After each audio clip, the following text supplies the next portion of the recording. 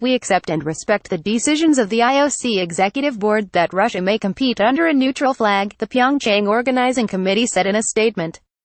Meanwhile, the whistleblower who played a central role in the doping program which led to Russia's expulsion from the Winter Olympics welcomed the International Olympic Committee's ban on Wednesday, his lawyer said.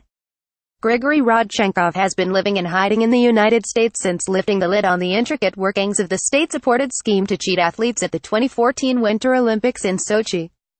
Rodchenkov's lawyer, Jim Walden, told reporters on a conference call Wednesday that the former doping laboratory chief was proud of the work that the IOC has done. Today's decision sends a powerful message that the IOC has joined the world community in saying that Russia's cheating needs to be severely sanctioned, Walden said. It was the most elaborate and sophisticated doping system in the history of sports. If it did not carry the most significant sanction, it would simply have emboldened Russia and other countries who don't respect the rules. Walden said, however, that Rodchenkov remained concerned for family and friends who remain in Russia, fearing the possibility of reprisals. He is enormously concerned for his family, who he had to leave in Russia, Walden said. He hopes that the world will come together to out over them in case there are attempts to retaliate against them. Rodchenkov's opportunity to communicate with the outside world was very limited, Walden said, adding that the former drug testing chief had good and bad days. Living in fear, two former colleagues of Rodchenkov died suddenly in February 2016, just months after news of the doping scandal first erupted after a bombshell World Anti-Doping Agency WADA report. Walden told reporters on Wednesday Rodchenkov was resigned to living in fear for the rest of his life.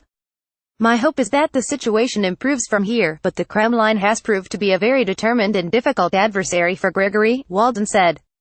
The future ahead is hard to chart, but for sure, he knows, without any doubt, that he's going to be looking over his shoulder for the rest of his life.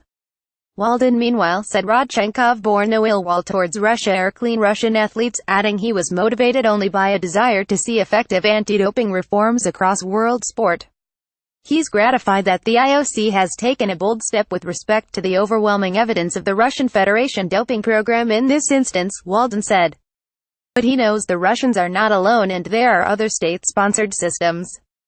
His only hope is that this is the first step in a long journey towards vindicating clean sports forever.